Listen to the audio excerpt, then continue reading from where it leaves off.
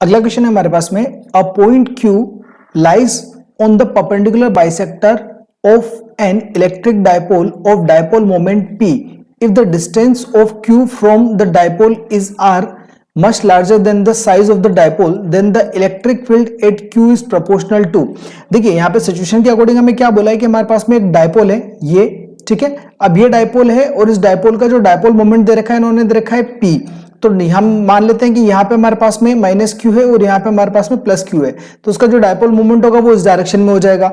अब इसके बाद में क्या बोला इन्होंने कि ये जो रखा हुआ है ना, इफ द जो पॉइंट क्यू है हमारे पास, वो पॉइंट क्यू कहां पर है, परपेंडिकुलर बाइसेक्टर पर रखा हुआ है। तो देखो ये जो डायपोल है इस डायपोल का परपेंडिकुलर बाइसेक्टर किस तरीके से होगा, इस तरीके से होगा, राइट। एक परपेंडिकुलर लाइन खींचनी है अपने को यहाँ पे।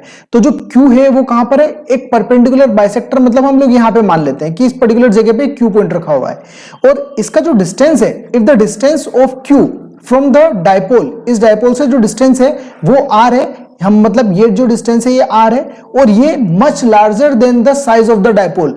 तो यहाँ पे जो डायपोल है इसका साइज हम मान लेते हैं कि यहां से यहां तक का जो साइज है वो 2a है।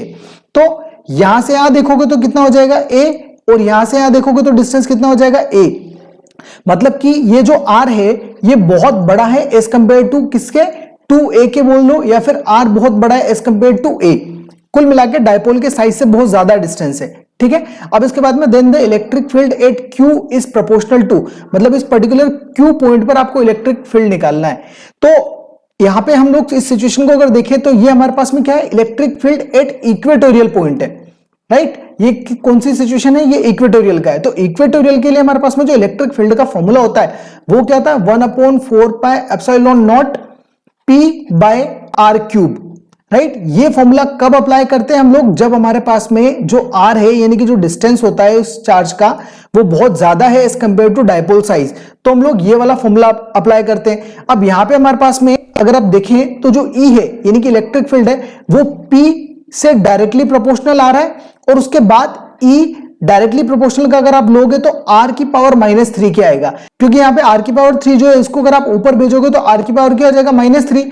तो इसका मतलब E प्रोपोर्शनल टू P और E प्रोपोर्शनल टू r की पावर -3। अब ये जो है हमारे पास में कौन सा ऑप्शन से मैच कर रहा है, डी ऑप्शन से मैच कर रहा है, तो D is the correct answer. Okay.